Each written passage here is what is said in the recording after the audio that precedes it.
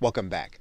You are now looking at Google Calendar, and you access Google Calendar by going to your web browser, writing in calendar in the search bar, and you'll see a result at the top or near the top that says Google Calendar. If you click that Google Calendar, it will take you to the application. It's likely that you're already aware of the calendar's basic function, or you're likely to have used the calendar. The question is, how can you use the calendar to collaborate and to work with others so that you might be able to complete projects as well as to complete tasks? And to do that, we are going to go into the settings area, and it works much the same as some of the other applications. You'll go to the gear, and then you're going to click settings. The one thing to note is that you can change the default view from the week to the month or whatever you would like to look at whenever you open your Google Calendar. The other thing to be aware of is that you can have all of the events from Gmail automatically added to your Google Calendar. And this is actually done by default, and you would actually have to turn it off to change this. So all of your events from Gmail will be added, and that will actually control all of the other applications that you are actually going to be working with. What we're going to do is we're going to take a look at the calendar tab, which means we'll go to the very top. We're going to click calendars. And what you're going to notice is that you have a calendar that is going to be your name, and this will be your default calendar, and that's the one that we were actually looking at when we first entered Google Calendar. Now what we're going to do is we're going to click share this calendar. Now there are some important considerations to make. You can actually make your calendar public, and this will be public to the entire internet, and this would allow you to make your calendar an appointment calendar, so that you can actually show people when you are free or busy, and they can actually schedule an appointment. So you can do that by making your calendar public and then choosing only to share the free or busy information. This would hide the details of your calendar from the public. Now you can choose to keep your calendar private, but what you can do is you can share your calendar with a specific individual whom you want to manage the calendar for you. And this is where you gain productivity. You can actually put that person's email in there, and you should actually use their Gmail address when you do that. And we're going to go ahead and type an address in there. Now before we add the individual, we want to take a look at where we want to give them permissions. And if we use the drop down arrow, you'll notice that we can actually create a calendar where we can allow someone to make changes and manage sharing. So if you have a virtual assistant that's going to be managing your Google Calendar, you can actually give them full control over the events.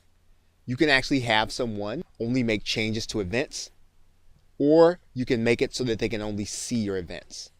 If you want someone to have full control and to manage the calendar, you'll want to default to make changes and manage sharing.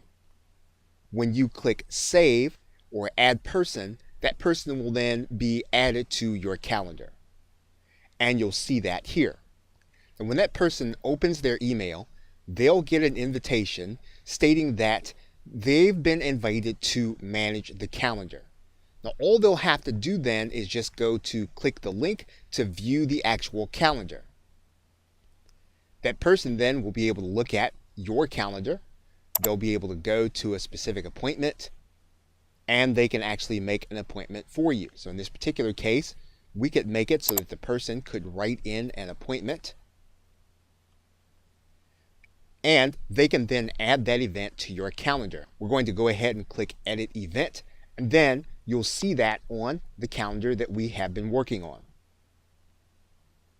We're going to have that event added. Now it's placed on the calendar of the person who's actually going to be managing your calendar. So now what we're going to do is we're going to take a look at the calendar as if it were yours. And you'll notice now that that event is now on your calendar with an event that has been created by a person who is managing your calendar. In looking at the settings area, there are two other items that we'll want to note. The first is that you'll see that there is a calendar called Get Productive with G-Tools 1. This is actually the classroom application that we were working with earlier in this course. That means that all of the events that we create will be added to our Google Calendar when we actually look at it. And we can either control those notifications or we can add them. The same is going to be true with the person that we are working with. So you can actually ask or request that the person who is going to be working with you in your Google Classroom, that they would actually use their Google Calendar so that they would be able to look at the same calendar you are. Once again, being able to look at the same calendar and work from it will allow you to be more productive. Finally, we're also going to go to the Labs tab. And in looking at the Labs tab, we can use any number of different aspects of Google Calendar that we actually use on a daily basis. Finally, there is a detailed section on our main calendar, which we can look at by going into that particular calendar. We can write in a description in case it is going to be shown to the search results. There are calendar addresses and private addresses that we can actually share, or that we can actually access the calendar from the web. We can export the calendar, and also we can embed the calendar on a website. So in this particular case, we can actually take our entire calendar, pick up the embed code, copy it, and then post it to a website like WordPress. So for example, we can actually take that embed code, we can make sure that it lands in the area that says text in WordPress, where we can actually put HTML, where we are allowed to place HTML code.